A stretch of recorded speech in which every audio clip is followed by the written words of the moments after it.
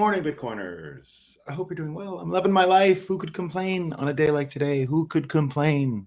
Things are going amazing, right?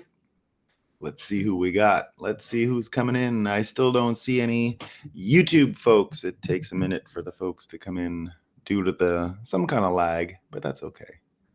We don't mind the lag. We like Rumble Studio. It's definitely worth waiting for. The sun is up. Be your best you, says the sun is up. Bitcoin is running, and I keep stacking 2 million sats every dip. Life is great, Bitcoin maxis. Love it. Love it, love it, love it. Hoddle T Washington. What up, Nolan? What up, Hoddle T? Missed you. Hope you're doing well. Might have a sip of coffee before we get to Moscow time and our second acknowledgement of the sunrise, right? Bitcoin Deb, hope you're doing well. Missed you, Bitcoin Deb. Hey, Nolan, great week last week, wasn't it? Wasn't it a fun week? Wasn't it indeed? It really was. Dale Mikasaw, good morning from Saskatoon, Saskatchewan. Or maybe just Saskatchewan. No, yeah, you're from Regina, right, Dale? We all know about Regina. Everybody's been talking about Regina since the Olympics started, right? Since the boxing at the Olympics started. We're going to be talking about Olympic boxing today. It's my favorite sport. You know me. I love Olympic boxing. Only the women's side, though. I don't really care for boxing otherwise. Except, I like the pro boxing. I like the pro boxing. Yeah, Regina. It's all about Regina in the Olympic boxing. Edwin, there's Edwin. Nice to see you, Edwin. Edwin, share your contact information with me, please. I don't think I have it. Edwin came to see me in New York City, and we had a good time. Glad show's back, and Bitcoin is running. Well, Bitcoin hasn't stopped running, despite the show. The Bitcoin is indifferent to whether or not the breakup meets. It would be too much responsibility. Imagine Bitcoin had to... we had to run for Bitcoin to run. I don't want to be that. I don't want to be important like that. Good morning, Bitcoin Breakup Breakfast crew. Good morning, Veterans Cannabis Advocacy Group. We missed ya. One of the great, consistent breakup gang folks who we love. All right, let's acknowledge that the sun is up. It's pouring through this room, right? I used to love it when I could get the sunshine in here, but the screen sort of takes away the amount or lets in too little sun, I guess it is, so that the whole screen gets washed out and just becomes bright. If I let enough sun in, it'll darken me and do that stuff, but I have to remove the television. But that's what we got. But anyways, the sun's up, guys, and Bitcoin's running. We're doing great. Let's talk about all the fake news. P-Man, he's back. Hey, everyone. Breakup crew reunited. Yeah, it just wasn't happening out there. My hotel was not the right place. I was busy in the mornings. It just didn't work out. We thought we could do one from the New York City hotel, but also didn't work out. But that's okay. We had to take a bit of a summer vacation anyway. Too much going on, right? So with that, let's talk about some Moscow time. What's fake? There's been so much fake news. There's just been so much fake news, right? We can't get to all of it, but we'll get to some of it. Daniel says, no Vermont this summer. Oh, there will be some. Daniel, if you're looking around, my house in Vermont needs some renovations. It did not survive the winter as well as it had in other winters. And it's also that my mom and dad's house is just across the border. So I've been spending more time at my mom's, and we'll actually have my dad's funeral tomorrow. It's been a little while in the making, but we'll be doing that tomorrow. So I have been going out there, Daniel, just a little to the Quebec side and a little less to the Vermont side. But that should change this month. I'm trying to get some ground broken on the new house this month. So we'll see. You should see me there more. Long-term Vermont. Vermont is the house forever, right? Vermont is not going anywhere. That house is part of the Bitcoin life that I'm carving out and an integral part. So it's absolutely not going anywhere. But this summer's been a bit weird. It's just been a bit weird. So we did go there a couple of times to sleep and all that stuff, but it's just been better family-wise to go stay with my mom, who's got the empty house and needs people around. But my kids are bugging me about getting to Vermont more. So it's definitely happening, Daniel. And we'll be there real soon, real soon. All right. Let's see what we got for Moscow time. Let's see how fake it is out there. Where's it hot? Let's start with where it's hot. It's so hot everywhere. UK is still hot. This is what we get from, this made it all the way to the New York Times. Whoa, parts of UK brace for the hottest day of the year. It wasn't hot before in the UK. Remember when it was, the warnings were out at 79 and 80. But guess what, guys? It's almost up to 90 degrees in England. The newspaper has to report it. Okay, it's 90. Temperatures were expected to reach near 90 on Tuesday. Near 90 degrees. Unusually warm for the region. The government issued a health alert for vulnerable groups. 90. Where else? Bloomberg says heavy rains hitting Germany while heat sears the Italian islands. So it's a little, they can't, they would love it if it was hot in Germany and, right, it would make the headline writing that much crisper, right? But instead, it rained, right? And then now they just call it red warnings, right? So red warnings for very heavy rain. In place for parts of Germany. Red warning. They're just telling you the colors now. Okay. It's just like red weather. Okay. Red. That's what the news is going to devolve to. It's just going to be color, adjective, and then event. Okay. Color, adjective, and then event. That's what it's going to be. That's what it's going to be. That's that they tried to train you with the orange Donald Trump, right? So it's just like energy adjective or color adjective, and then you get where you're going, right? We have red subjects coming up. Red warnings. But here's the heat part, right? Temperatures are forecast to reach 43 degrees in Sardinia, the furthest south of Italy, in an island. It's going to be hot in August. No way. I don't believe it. So what did they say before? Yeah, it was heavy rains hitting Germany, but then we get Bloomberg Green. Europe is likely to see scorching heat waves in the coming months. In the coming months.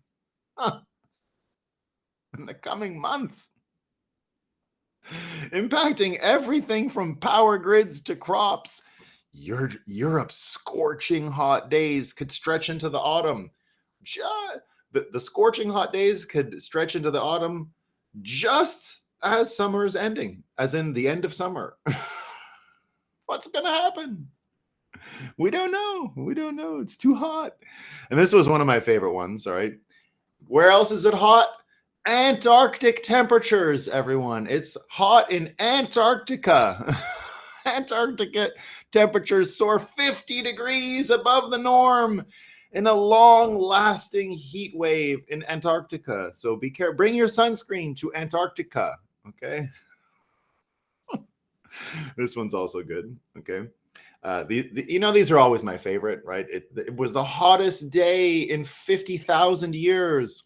It was the hottest day in 25,000 centuries. We know because we looked at the acorn fossils, okay?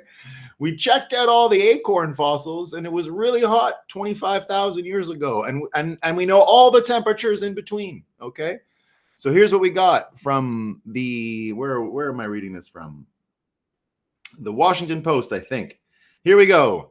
The American West's last quarter century ranks as the driest in 1,200 years, research shows. So what they did was they went to the desert, right? And they looked at all the rocks, and then, you'd think they would just go look up like their digital archives over the temperature and just go grab those ones from 1200 years ago. It's so easy, right? I mean, obviously the Aztec people, and who else was out there? The Cheyenne people, right?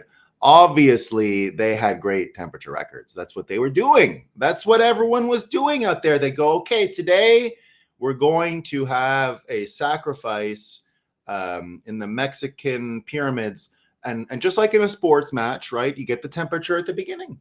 That's normal. So they had temperature things, right? And they took it all the time, and they went, for sure today, before we kill these people, we have all the records. Let's just see. And it was the same thing, right? So you'd have like a pregame, right, before they'd rip the hearts out and eat them, and then there was a pregame, and they'd say, "Welcome today to the Aztec sacrifice, and today the temperature is a breezy 39. We're lucky today. It's not so hot." Okay, but they have all these temperature records from all of the things. It's just been there forever. Okay, so now we know why we can tell that it's been the hottest quarter century, because they love to just compress them. That was also like a statistic they used back then, right? They would say, we put the quarter temperature things there, right? And then they go with it, right? So quarter century temperature marks are my favorite markers are the quarter century aggregate temperature marks. They're super useful, guys. Everybody needs, who doesn't need all the temperatures divided by 25 years, averaged out over 25 years? It's so useful. It's the most useful data we'll ever get, right? If we didn't have that, we wouldn't know, right? Yeah, exactly. The Aztec box score always had temperatures. If you guys don't know that about history, you're not going to be able to talk about the weather, okay? Because if you want to talk about the weather, you need to know at least the 1200-year history of the Aztec box score temperatures. Otherwise, you're not in the game. You're not even playing, okay? So I only want players here. I don't want people who are like, oh, I don't really track the quarter century temperatures for the last 1200 years around the desert, okay? You got to be able to do that. You got to be able to do that if you want to catch up and know what's going on. Yeah. They had a flesh rot alert. Yeah, they also had fresh rot alert. Yeah, exactly. Yeah. I mean, everybody knows they kept good stats. Everybody. So there you go, guys. We have a very consistent. They don't tell you in the article, but I'm just going to trust them. Okay, because they put up a marker in the data, right? 1200 years, and they said today, and so I'm just going to trust that the Washington Post has a consistent data set of 1200 years. And that we all know every quarter, and it was all broken down into perfect quarter century data aggregates. We know that, right? They had 4 for every one of these years, which means they clearly have a very consistent data point collection. It's 4,800 data points. It's beautiful. Thank God we had such consistent data keepers over the last 1,200 years. It's just perfect. I mean, I don't know what we would do. I don't know what we would do in the American West if we didn't have these heroes. They got to go down as heroes. We've got to build a statue. They're amazing people. All right. They're just the best. And if that's not enough, right? If it's not enough that we now know how bad it is, we're getting cooked, right? We got this guy, David Keith. He looks so healthy. I want to follow everything David Keith does. He looks like he just has such an optimistic idea about the future.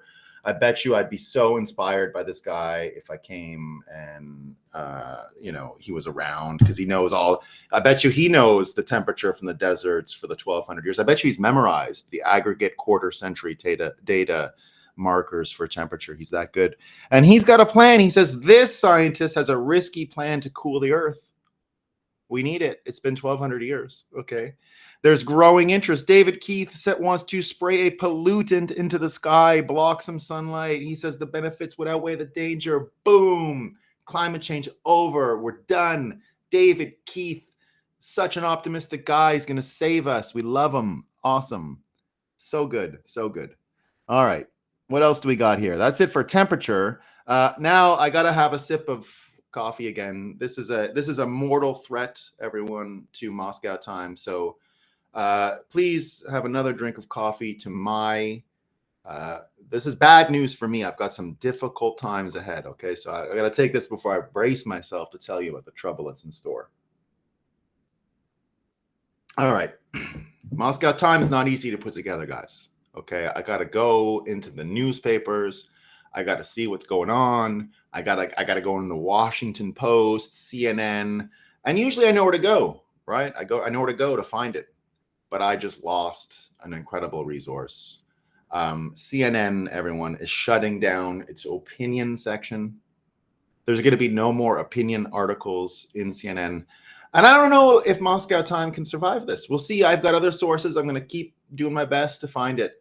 But without CNN opinion section, which was shut down, it's going to be tough, guys. It's going to be tough. So we're losing one of our most fruitful, vibrant sources of Moscow Time information with CNN shutting down its opinion section. So yeah, pray for me, everyone. I know I just saw Everyday Walking with Christ. He is a big follower of Breakup and Moscow Time. So please pray for me today. I need it. I need sources for Moscow Time with opinion piece being shut down at CNN. It's going to be tough. I think I'm going to make it, though. I think I can fill in the blanks. So I don't want to be pessimistic this morning and say that Moscow Time is going to fail. I believe we'll keep being able to do our broadcast. I believe that we'll continue to get a steady stream of Moscow Time information. I know Kamala's in the race now. So there's a lot of optimism out there. There's a lot of opportunity. I'm pretty sure I'm going to get more. But CNN shutting down its opinion section is a real blow. It's a real blow. But the good news is, because Trump's talking about Bitcoin now, I think we might actually have the critical combo we need to really light a fire under Moscow Time and really get an unlimited supply of this kind of news. And it looks like it might be starting, because what we've seen here is how quickly that the sludge people can pivot, right? We've seen this. So they can go from, this is what Nick Carter is saying, right? They can go from, it's all failing. You know, your Bitcoin and your crypto thing, it's failing. You know, you got Molly White, you know, this girl, she's like so edgy. She cut her hair in like an edgy way. And she's on the internet going, I got you, snap, gotcha. So she's out there, right? Molly White. And, you know, for a long time, she was like, look at these losers. They're failing. Woo. And then she's like, all of a sudden, oh, they have the biggest pack in the world now, and I'm going to track it. I'm going to track the biggest pack. Oh my God. Even though they were failing before, but now they've raised more money than any other political advocacy group in American history. I'm going to track it and I'm going to catch them, right? So there's a pretty quick pivot. She did a great job. Just a second.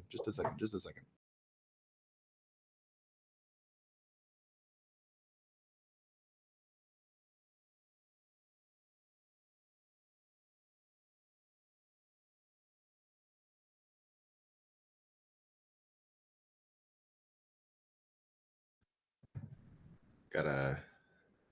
Oh, I'm getting the evil eye from my daughter here. Yeah, you can get it. You can get another one. She's got some pink eye, which she has contracted over the past few days. There you go. So yeah, the pivot from it's failing to it's a threat to democracy has just been great, right? It's just been great. So we got this one from Paul Krugman. This is my last Moscow Time. The last Moscow Time. No, I've got two. Pardon me. So this is how quickly they pivoted, right? This is the last two Moscow Times before we get into our theme for the day. So Paul Krugman wrote, right? This is along the lines of the Molly White, right? Oh, it's so stupid, it's failing, but oh, it's a threat to democracy. It's the same in the same conversation. They can do it. It's amazing. So Paul Krugman, right? He's so smart. He won a Nobel Prize. He's so smart. Paul Krugman. What does Krugman say? He says, I didn't anticipate the political twists and turns of the past year. He didn't. Paul Krugman didn't anticipate. Paul Krugman couldn't predict the future. Oh my God. He got it wrong. Paul Krugman. But he gets everything wrong. Does he have to mention it? Okay. I didn't anticipate the political twists. He didn't anticipate them. So strange. So strange, right? So strange he didn't anticipate the political twists, right? He's only an economist. What is an economist supposed to do, by the way? Economists project the future. They predict. That's their job. That's literally the point of economics. That's the point. You don't study it for any other reason. But he couldn't. Who could have anticipated it? He couldn't anticipate it, right? And then he even asks, so he couldn't anticipate I forgot the last sentence. Paul Krugman says, I didn't anticipate the political twists and turns of the past few weeks, but then who did? Who did? Who knew? Who knew? Who knew? Who could have seen this coming? Who? One thing I do blame myself for, he says, right, is not seeing it coming, right? One thing I do blame myself for not seeing coming, however, is so he doesn't blame himself, okay? He doesn't blame himself for not seeing the political twists and turns. But one thing he does blame himself for is the extent to which this has become a crypto election. Oh, I didn't know. Who would have known? They were failing. It was done. And here they are again. What's happening? So he says, 6 years ago, it's only a 6-year track record of being an idiot. It's only been a 6 years record of being stupid. Come on, forgive me. It's just 6 years of being an idiot. That's fine. I'm a Nobel Prize winner. I won the prize, guys. I'm in the New York Times. Listen to me, okay? 6 years ago, I argued that Bitcoin and other cryptocurrencies serve no useful purpose, that their market value rested on nothing but technobabble and libertarian derp. I stand by that judgment, which has actually been reinforced by the passage of time. The time has passed and it's reinforced. But I didn't foresee how big a deal crypto would nonetheless become, not because it would fulfill its promise of replacing conventional money, which it hasn't and never will, but because it has become a powerful force that is, among other things, warping politics. Who could have seen it coming, guys? Who could have seen it coming? We don't know. We don't know who could have seen it. Does that? We don't know. It's just a mystery. And this one's great, right? These are the same economists, okay? The same economists, like Paul Krugman's buddies, right? And Molly White. They're sitting around. Who could have seen it coming? Okay? And here, but now they're stumped. They're stumped because Donald Trump talked about Bitcoin the other day at the Bitcoin 2024 show, and Wired of all places, right? Wired, right? Aren't they supposed to know about the internet and stuff like that, right? So here's their headline: Donald Trump's plan to hoard billions in Bitcoin has economists stumped. They're stumped, guys. What are they? What's Donald Trump talking about? What does he want to stockpile Bitcoins for? What's going on here, guys? I don't know why you want to stockpile Bitcoin. I'm an economist, and I say Bitcoin stockpiling, I don't get it. Why? I don't understand. I just want to warp. I'm just here to warp politics. I don't know about, I want to stockpile Bitcoin to warp politics. And he goes, the former U.S. president has promised to establish a national Bitcoin stockpile if he's reelected and use it to offset inflation. But economists think the plan has little merit. They're economists like Paul Krugman, right? Who could have seen it coming? Who? I don't know. Who could have seen it coming? We don't. Nobody knows. No one knows. It's just too difficult. I couldn't have seen it coming. So here we are. That's Moscow time for today, everyone. That's Moscow time for today. Now, watching people change their attitudes that quickly, and we'll talk. I saw our good man. Where is it? Pretty sure I saw that. Where is Austin Alexander's comment about? There we go. Yeah, we'll be talking about Austin there, way up there. Didn't realize I spoke for 13 minutes about that stuff. All right, Nolan, thoughts on Trump at the Black Journal? You shall hear those thoughts. You shall hear those thoughts, Austin. You shall hear them. But we got to work our way up to it. First, we got to talk about the flip-flop, like I just said, about Molly White and what Nick Carter said, and also about the whole Kamala thing, right? Remember just a couple weeks ago, she was retarded, she was stupid, even Democrats said it, right? We don't like her, she's got no juice, right? No one's backing her, we need someone else. But suddenly, right? And Joe Rogan said this yesterday, and it's a really important observation about what's happened here with the flip and Kamala, or however you say it. Scamala. I love that new nickname. People are saying Scamala. All right, it's pretty good. Scamala. So here's what Joe Rogan said yesterday. It all bothers me. The fragility of the human mind. Everyone forever was like, Kamala Harris is the worst VP. She's the least popular VP of all time. And then in a moment in time, all of a sudden, she's our solution. She's our hero. Everyone is with her. Try Googling a negative story on her and you won't find one. And Wall Street Silver adds, the news media push on Kamala Harris has been impressive. She had the worst reputation as a DEI hire vice president just a few weeks ago. Now every article in cable TV talking head claims she's a combination of Rosa Parks and Joan of Arc. Ridiculous gaslighting going on right now. So, and indeed, that's what we're seeing. How do people change their minds so quickly? How is this even possible? We know for a long time now that we're not really dealing with IQ or problems with information access, that the human mind is not even really rational, that we can be hypnotized almost instantly, and that really what we mistake as intelligence is what we call intelligence is really just decisions that are anchored in either your fear or your wants. Fears will trump wants. These can be induced. These can be used to hypnotize. You have fears and wants. People are motivated by either of those. They make decisions, and then they backfill those decisions with what we call rationality, which is what some humans call intelligence or critical thinking, or I'm a rational person, right? There is no such person in the world.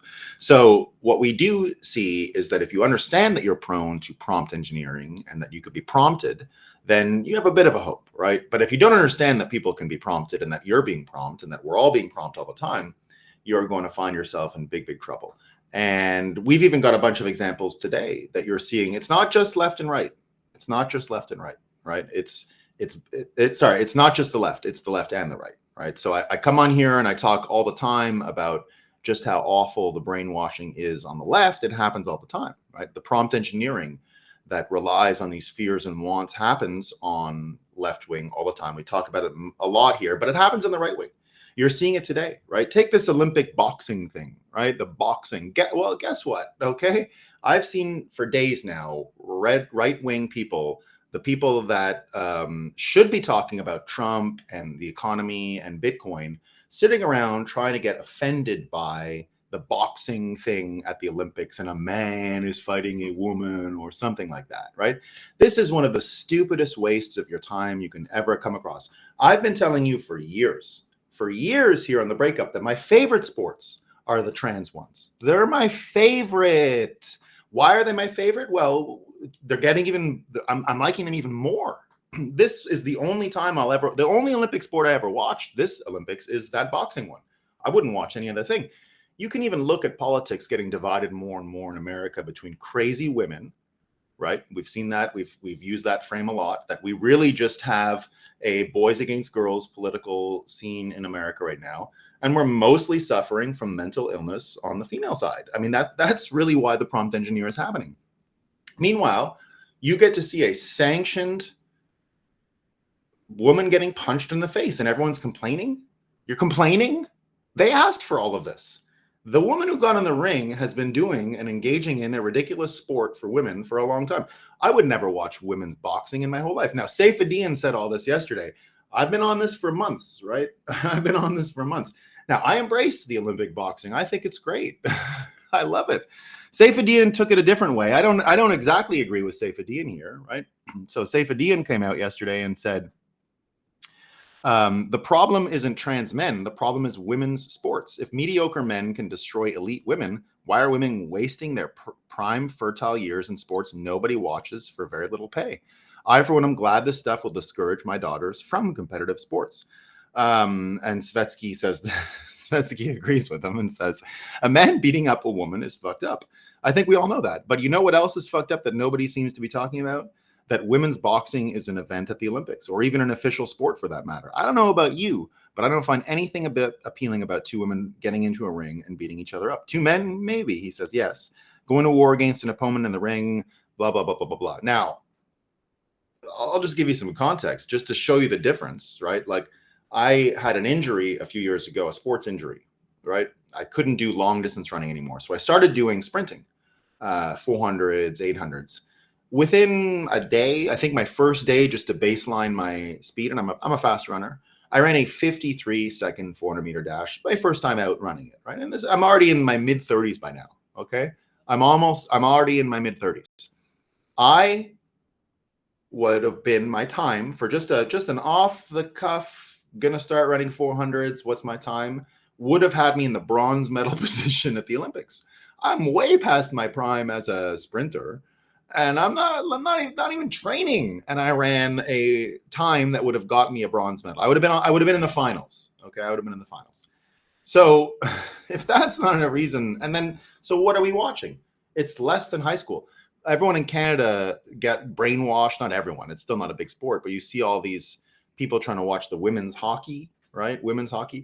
Do you know how they train against in order to go to the Olympics? They train against Junior B. Now, Junior B in Canada is you're never going anywhere professionally. You are going to have a hard time even playing college, right? Like, and college in Canada is not like it is in the United States. It's like people who can't make it even to get paid in the junior leagues, who go to college and want to just play a high level, but for fun. You're never getting paid. You can do a bit of travel. It's not so bad. But these guys can't. Junior B can't even. Junior A can play that, right? Junior B can't play in Canada. They're not even playing college. They're intramural is what they can get to.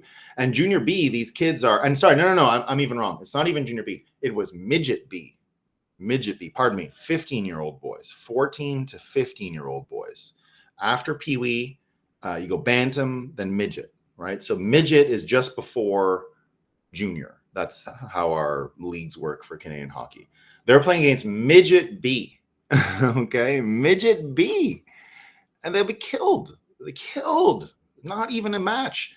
And Midget B can't get an audience, right? Midget A, Triple A, they get audiences, but B, no way.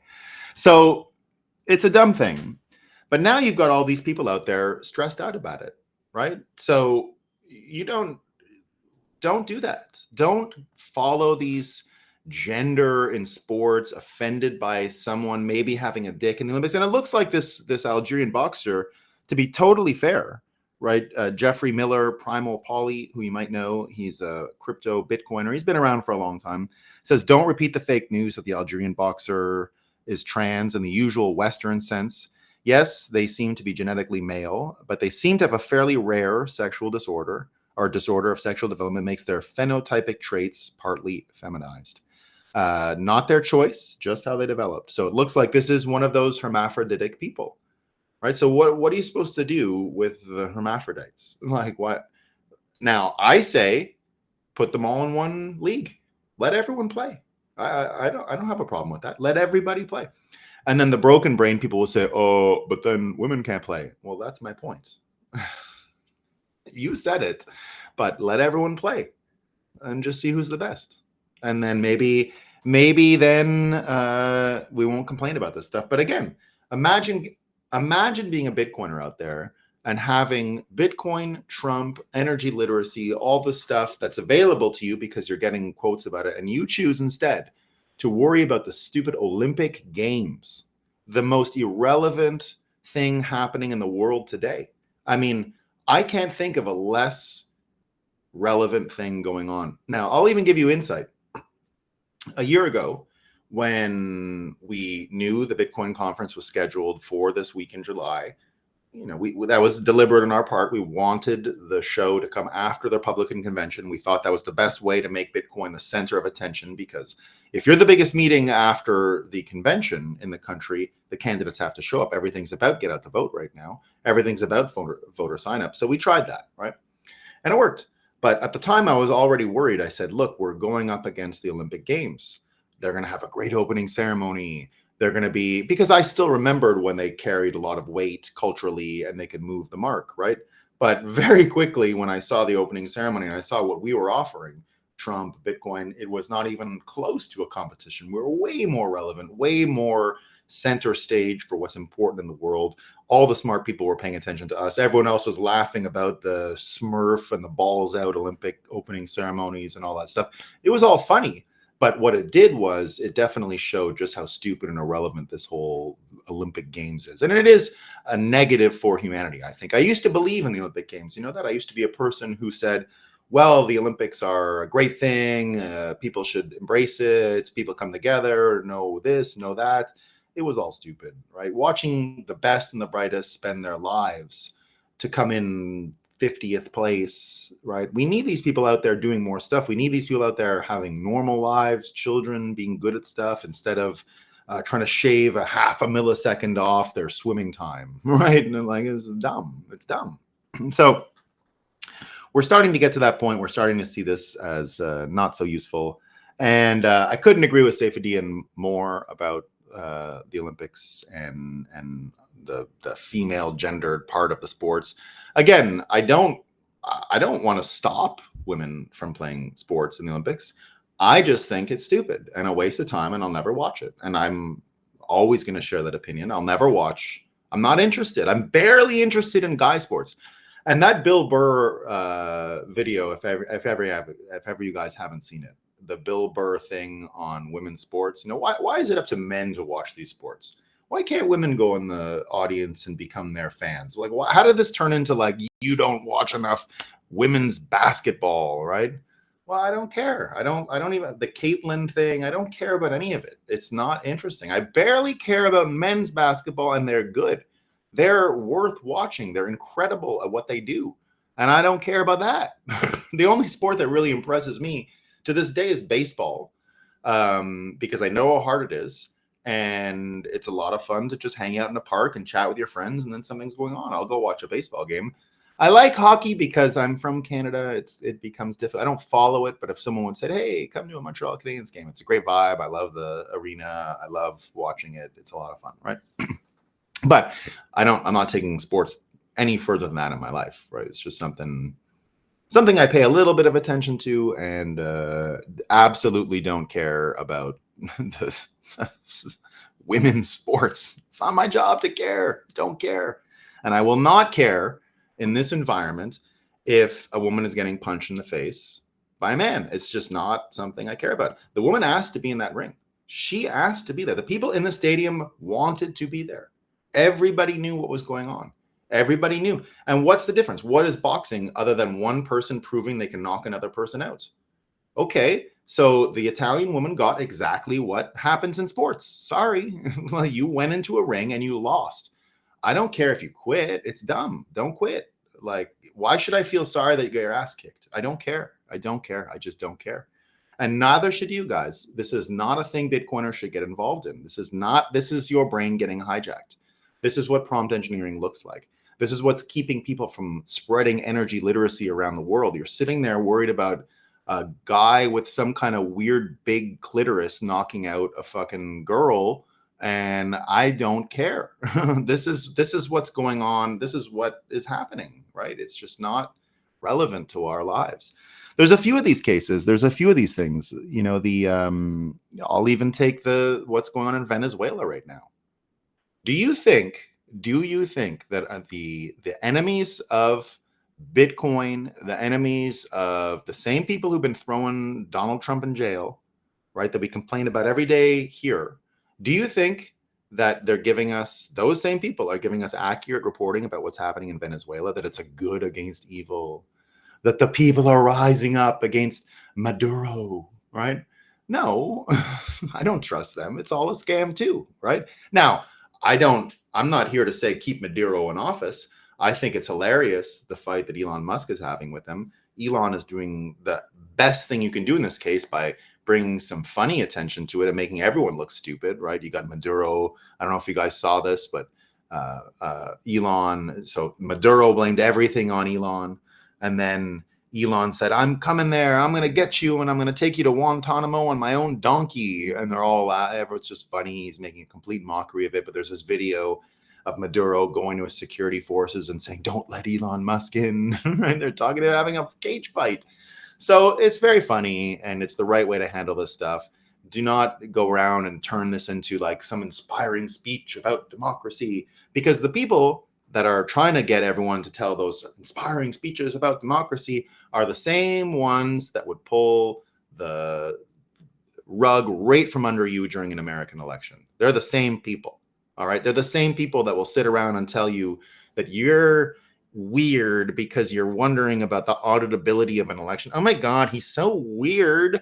He's wondering if we can audit an election. Oh my God, he didn't believe the government when we gave him the answer about the election. Oh, so that's what you're dealing with. It's those people. It's the people that are prompt engineering Americans to not question our own democratic system are over there telling you that the Venezuelan situation is so easy.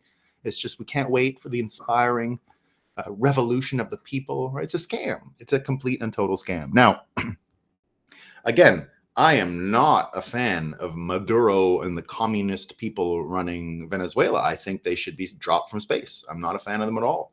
But Lord Bebo here saying the Maduro opposition, including in the U.S., artificially inflated the hysteria and tried to motivate Venezuelans to join the protests.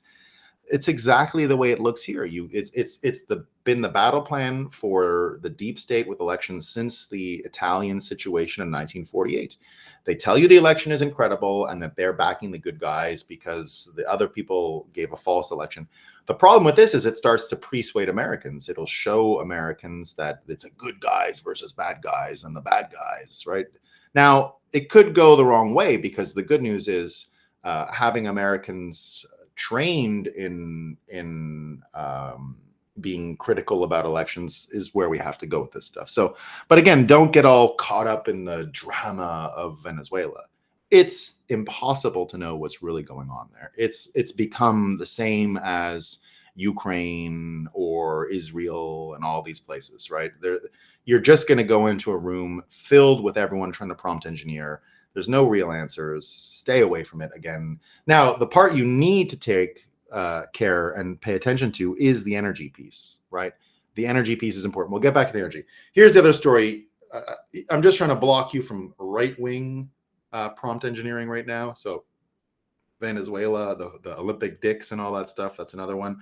The final one is this 9/11 thing, right? Everyone, a plea bargain for the 9/11 terrorist. What has America come to? What has the Biden administration come to? Oh my God, they're letting out the criminals who did 9/11. No, they're not. Okay, no, they're not. Don't follow this story either.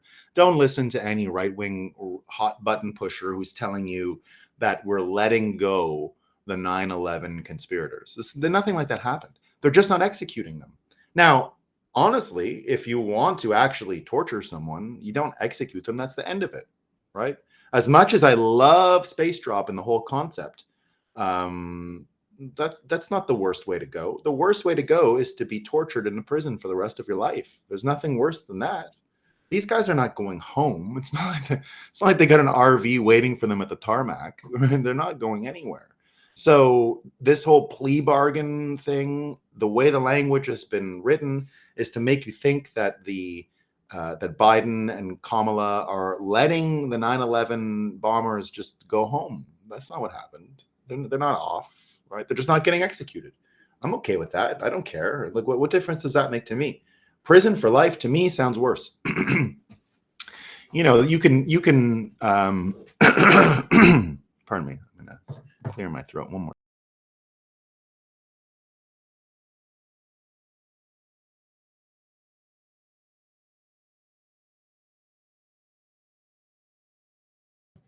There we go. That should be better. So don't fall for it. Even Clandestine says, I have absolutely no idea what's going on in Venezuela, but the fact that the Biden State Department are coming to the defense of Maduro's opponent makes me consider that the State Department and their CIA partners have interest in overthrowing Maduro. However, I find it ironic that the U.S. can judge the results of other countries' elections, but we cannot seem to secure our own. They claim election fraud exists everywhere, but have zero interest in securing our own elections whatsoever. The State Department has a motive here, and it has nothing to do with the fair elections or what's right. They definitely do have a motive, right? And the motive is simple. It's energy. What's really going on is everyone is vying for energy, right? We need way more of it. We need the most. Everyone needs the most energy. Bitcoiners understand that, right? Bitcoiners understand that, and Trump understands that. Trump has been, it's one of the amazing things that came out of the way Trump was orange pilled and the way that Trump was, brought into the whole Bitcoin world, is that he gets the energy play. I remember the first tweet he sent about Bitcoin after he met with David Bailey and Amanda Fabiano and those people back in May. His first quote was, "It can make America an energy superhouse." That's what they can't understand in Wired and all these things, because they're not energy literate, right? So we have to be out there really promoting this energy literacy piece. We have to be out there explaining to everyone that energy is everything. And Vivek just actually said that, right? Vivek came out and said exactly this. Let me get his exact quote. Get the quote here. Where's my... Yeah, well, it's actually a Scott Adams talking about Vivek, so I thought it was just Vivek. But you know how Vivek says Republicans need to upgrade their story to something more future-oriented and optimistic? He's right. Energy is the story. We need more of it to avoid wars. We need it to survive wars. We need to lower inflation. We need it for electric cars. We need it for self-driving taxis. We need it for robots. We need it for AI. The U.S. must become an energy monster at a scale that is currently unimaginable. Only one candidate and one party can reasonably promise to make that a priority. And indeed, that's what Trump should be talking about. Now, Trump's not talking about that stuff. So he went to the black journalist thing the other day, and I thought he did great, right? I thought he did great. But he did great because he was just Trump and he didn't pander, right? He walked into a room, Trump. He never did any fake Southern accent. He was the same as he was in the Bronx when he did that rally. He never promised anything extra special. He just said a good economy is going to be good for you. He handled the opening question in typical Trump fashion. He found the only escape hatch you could have gotten in that environment. How many people in this world could have walked into that stage? And if you didn't see, he goes in, sits down. The first question is like, why did you kill everyone? Why do you hate everybody? Why are you the worst person that ever lived? And there was only one way out. It was the Rosie O'Donnell thing all over again, right? When you remember the original Trump debate, when Megyn Kelly, you called them fat pigs and da-da-da-da-da. It's that whole why do you beat your wife leading question, right? Almost everyone in the world would make a mistake. They had a huge list of things Trump had done, and he just patiently sat and listened to the whole list. And if he would have attacked any one of those questions, they would move to the next, and it would have just kept flipping, and it would have been a whole downward spiral, and everyone would have done it that way, though. What did Trump do? So clever. It's just the only way out. The only way out. He went straight at her for her rudeness. He got the huge crowd, huge laughter. Typical Trump. You got this from George Behezy tweet saying, lifetime member of the National Association of Black Journalists, Tariq Nasheed admits Trump completely destroyed the race-baiting journalists. Trump went in there and cooked them, he said. They sat up there and tried to act like Democrat shills, and it backfired on them. And indeed, he came in and really did, I think, an incredible job, right? Now, he did an incredible job, but the thing where Trump goes into she's Indian and she's black and blah, blah, blah, I have no problem with any of that, right? Trump, what he did great was going after that journalist and just treating her like the fucking idiot that she was, right? Punching her right in the face. We got to get used to the Olympic thing, okay? Now, I think it's going to happen more, by the way, and I don't want to see it happen, but we went from an era where women were probably living the best conditions they've ever known on planet Earth, right? And they're still complaining, right? But the last era of American greatness, or whatever you want to call it, the imperial American era, where, and I agree, we came from a place where, and you don't ever want to be in this world, right? I'm about to say some things that are a little, shocking is not the right word, but controversial, okay? But just remember this. I'd never want to go back to a world where men are hitting women with impunity, right? No one wants to talk. No one wants to go back to a world where you can cuff a woman in the face like it might have been 200 years ago, right? But what happened was, once that was gone, no one really understood how to react and interact as well as they used to be able to, right? So you've got a whole era now of women that can say the dumbest shit, stupid mental illness stuff just pouring out of their mouth nonstop. The easiest people in the world to prompt engineer. And no one's around to, what do you do? What do you say? Most men just turn away and say, okay, okay. But what that's gone and led to is just the mental illness spreading even more. And it's a type of parasitic mind virus, this I'm a victim and this and that, right? So it's been going on for a long time. And I see the pendulum swinging here, right? The way Trump went after that journalist, didn't let her stupid mental illness have any quarter, right? Didn't see it even for a second. But even just now modeling, I mean, we saw it in New York City, right? Remember the punching the women in the face for a while, right? That was a whole thing. The Olympic Games now, women getting punched in the face again. I don't think any men are going to stop this time around. The pendulum, I think, is about to swing the other way. And I think you're going to start to see more of it. I think you are. I think you are. If you're going to allow women for a whole generation to run around the world without any feedback loop on the crazy mental illness they're spreading all the time, victimhood, be careful of the heat, we're all going to die of global warming, just the easiest people in the world, it seems, to hoax. They fall for every one of them. They disproportionately fall for everyone. And now they're trying to make the whole US political thing actually boys against girls. They're going for it. They're going for it. We've been telling you the boys versus girls frame for a long time has been useful to understand US politics. It's becoming explicit with Scamala being the candidate. Now, as things are today, Scamala is winning, by the way. The more Trump wastes his time talking about India and Jamaica and blah, blah, blah, very stupid, big waste of time, right? At this point, Kamala's winning. At this point, if you were to ask me who's going to win this election, it's Kamala Harris. The brainwashing, that everything that I just mentioned about the supple mind, right? That's what's going to do it. Now, Bitcoiners, and again, this is the important thing, we have to remain on our time preference. We have to be slow to change our mind. We have to not be distracted. We have to find the subjects and questions that are relevant to us. And we have to embrace people who change their minds about things in public after long deliberation, not this, I got reprogrammed in every second. That's why that David Marcus letter yesterday, I don't know if any of you guys saw this, but David Marcus wrote a letter yesterday about embracing Trump. And this is our only hope to win.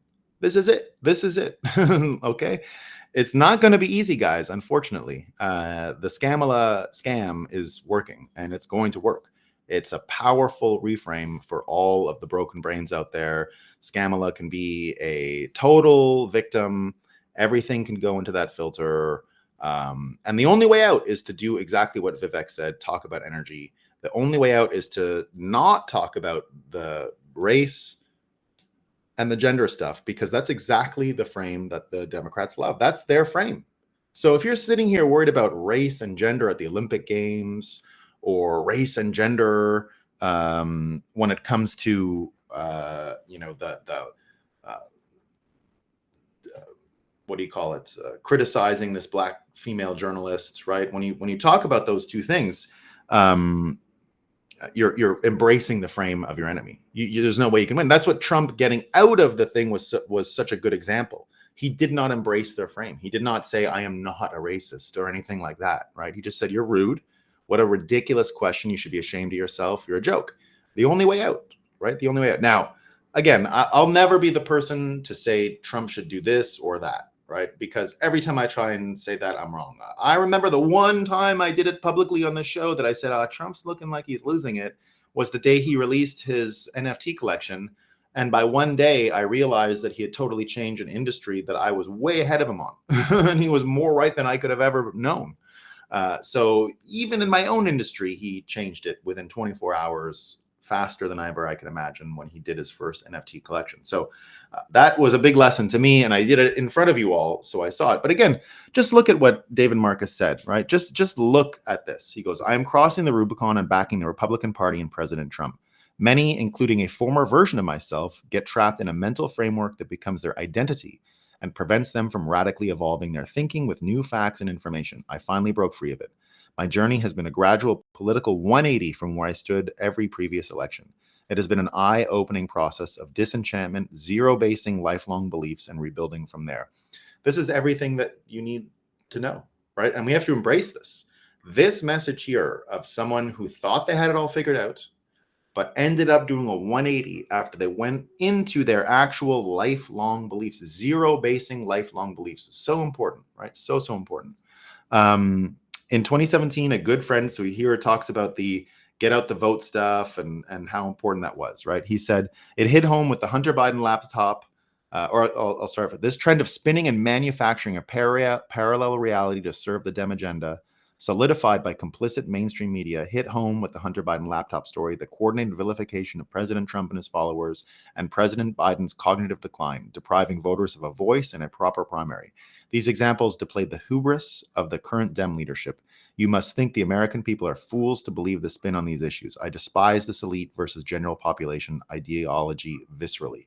This version of the Democrat Party is sidelining moderates and centrists and has adopted an increasingly leftist ideology. This drift to the left has dictated policies from which I found myself estranged. Right, so they talk about DEI. He talks about the shift is also causing us to fall behind on anti-innovation regulatory climate, and not doing any of that stuff. And then going into the most important thing, right? Energy, right? And he says here, naturally, I disagree with President Trump and the GOP on some issues, blah, blah, blah. But you know, Trump has already tried to change that. But again, we're coming into an era where we just need to focus on energy, which is what's going on, and in the end, election integrity. The only two subjects, and the thing that combines them is Bitcoin.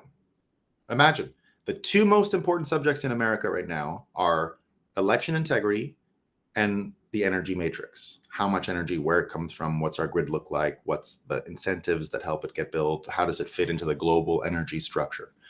The overlap of those two subjects is Bitcoin. That's it. That's the overlap, right? So Trump's only hope now, his only hope to win, he's got one chance, right? Nothing else is going to work. Trump doing Trump, like he did great in the Black journalist. I don't think it changed any votes. It was great. I liked watching it. I liked watching that journalist who was just a mentally ill female get punched in the face. I loved it. Right? I loved it. That's what we got to see more of in some instances. But that's more for ourselves and for our own, the fights we all seem to find ourselves trapped in. It's not going to fix the world. All right. There's only one way for Trump to win this election. One path. All other paths closed when Kamala Harris came. He has one path.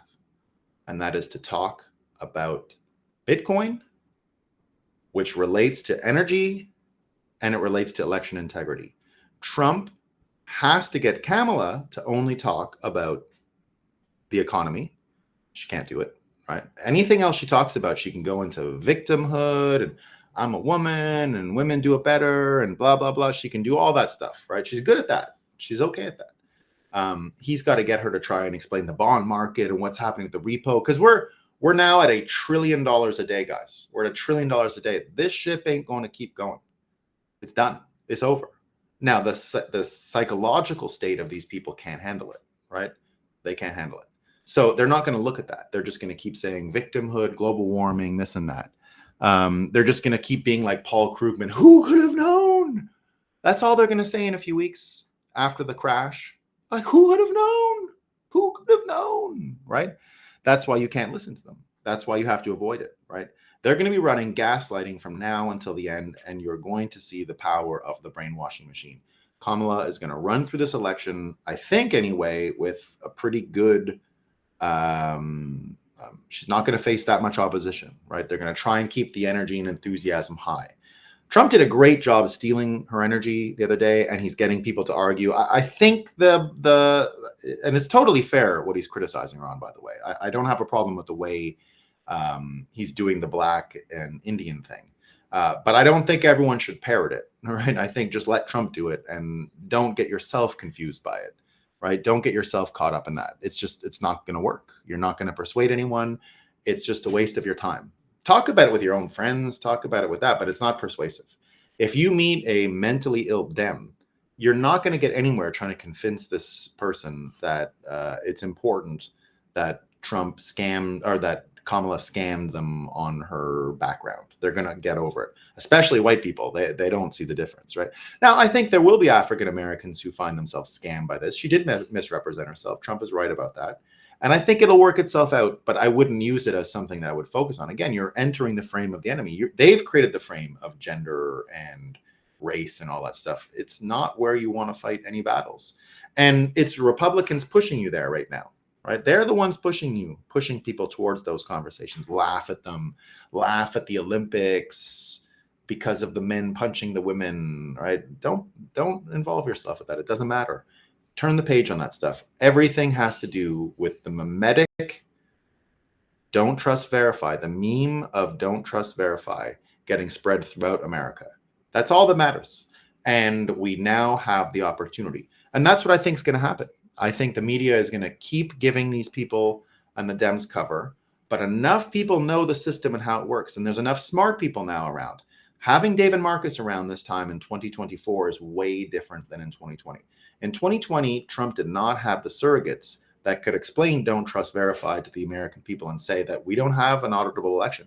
I think we're going to have an auditable election this time, in the sense that we'll be able to, we know where the attack vectors are and they're going to just do it, right? So when they do the attacks, we're going to catch them, the man in the middles and all that stuff. We're going to catch it all. And you're not going to have an actual election results that anyone believes. What I predicted in the 2020 election is that America would exit with two presidents, and it would be a battle of psychological engines between either president.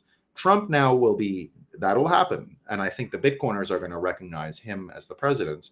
And we're just going to run two parallel systems for a little while until one of them collapses. And I think we're going to be able to catch the Dems. We have to catch them, and we will this time.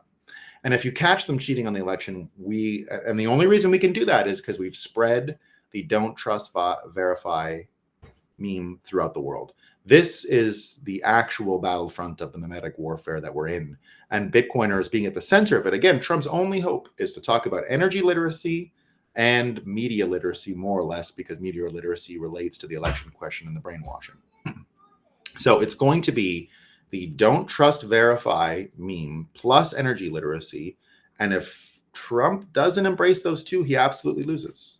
Absolutely. He's not going to win. He will not win. The brainwashing machine will go. Trump, just like Vivek said, needs to embrace all of those things that are futuristic, that are optimistic, and then talk about America having energy abundance and everything that comes out of energy abundance. And that in order to get to this energy abundance world, we need to understand that our elections were manufactured and fake. So that's what we got. That's what we got. That's what we got. Yeah, adult conversations are the only ones needed. Yeah, so I know it's fun to get all hopped up on some of Trump's fun stuff, but there you go. Yeah. Okay. Well, that's all I got for today, guys. Then is needed to be sent to RFK hate. I don't think he doesn't. RFK doesn't hate nuclear power, Sluggo. RFK has the only criticism of nuclear power that I'll listen to, which is we can't figure out how to pay for it, which is true, because we've only ever had governments. Many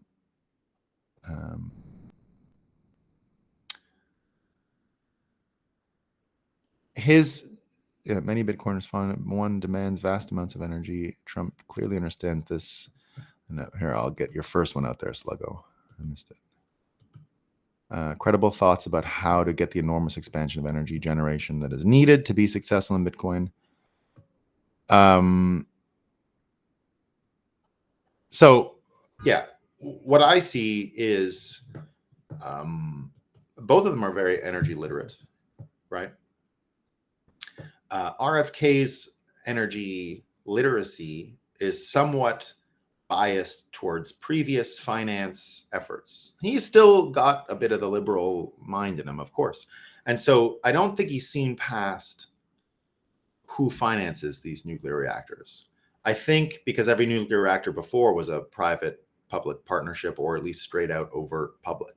So that means that municipalities or state governments were really behind the projects, or federal in some cases.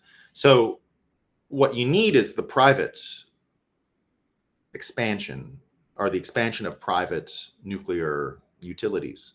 And in that case, so I think these can be private companies. They don't need to be public companies. And the plans should be public. So the plans should be public so that everyone can copy a plan. So a small modular nuclear reactor that is already pre-approved, or a Gen 4 nuclear reactor that is pre-approved because the plans are public. So an open sourcing of the designs and specs, which would allow the insurance, and this is RFK's big complaint, the insurance won't allow it to happen, which is why municipal governments have to get involved, or state governments or federal governments, because they have to override the normal economic risk factors. Well, that's not the case anymore. And I think if the insurance is removed because of the engineering feats of small modular nuclear and Gen 4 no meltdown capacity, and or engineered out meltdown capacity, then the insurance question goes away, which means you no longer need municipal, state, or federal financing. You need approvals, but not financing. So RFK's argument was never about the actual technology or bad for the environment or energy. None of those things are true. His criticism was on the finance, and that the finance was impossible. So let's just forget it. Which might be what explains American reluctance in it. I'd say the financing was effed up because the incentives weren't there, because we live on a petrodollar, but that's a whole nother story. I think that with new information coming to light, with new technology on board, even if RFK wins the presidency, which he very well might, by the way, because of the incredulousness of the 2024 result, might require a third party. Right. So a contested election, he really does have an opportunity to be the president in that case. But his argument about insurance, I think, is one that you can change your mind on if new information comes to light. And so it doesn't really bother me. Right. And it wouldn't sway my decision necessarily. Anyway, I think both of them are capable of having a amazing energy literacy conversation for the country. And again, if Trump is able to do energy literacy, which he's amazing at, and media literacy with that actual focus on don't trust, verify. I mean, imagine he's been complaining about election integrity for 4 years now. Now that the Bitcoiners are behind him, his approach on election integrity and systems design within the election can go viral this time. He has way better surrogates explaining this to the world. And with those surrogates, he can actually spread pure mimetic warfare on the American brain with the don't trust, verify meme. That will win us the election. That will create a Bitcoin standard in this election cycle. If the don't trust, verify meme is spread the way we need to spread it, remember, do not waste your time with men beating up women, fake news. Don't waste your time with India or Africa or whatever. Let Trump handle that. Don't waste your time on it. Don't waste your time complaining about the Kamala Harris scam being switched over and everyone getting prompt engineered, and be shocked by it. It's unsettling, exactly as Joe Rogan said, but you could have seen it coming a long time ago. Had I done a show in the last week since she took over, I would have told you she's on pace to win, just like I'm telling you now. She's on pace to win. I could have predicted all of this stuff right away.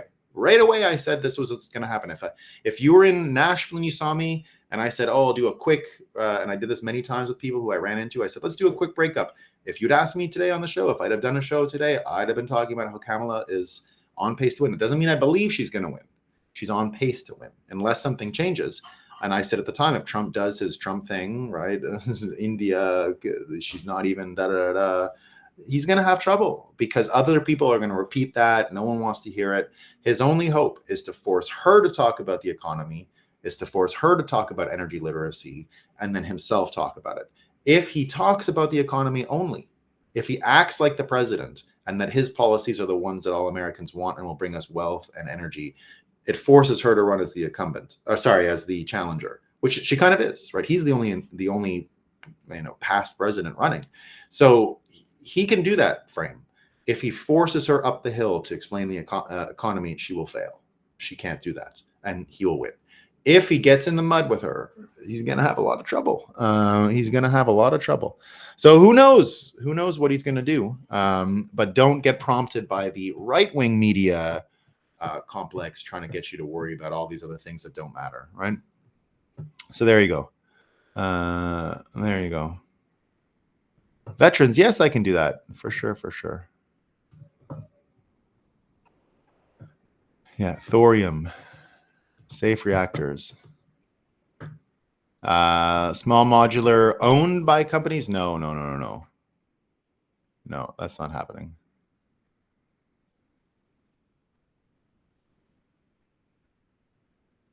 It will happen, but not yet. Because I was, yeah.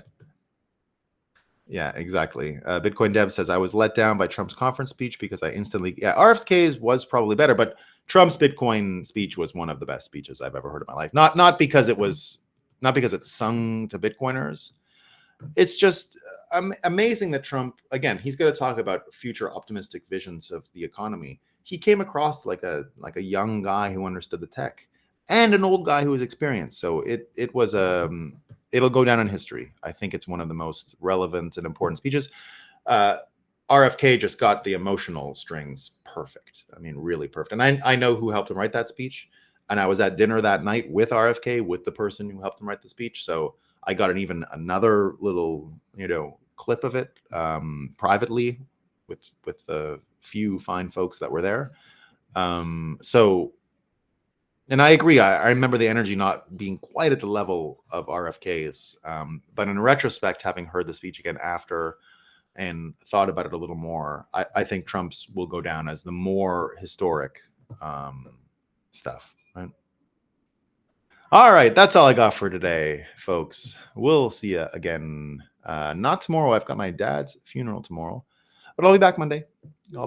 Sorry, it's a one in and out, but we will get going again on our normal schedule. Can't wait.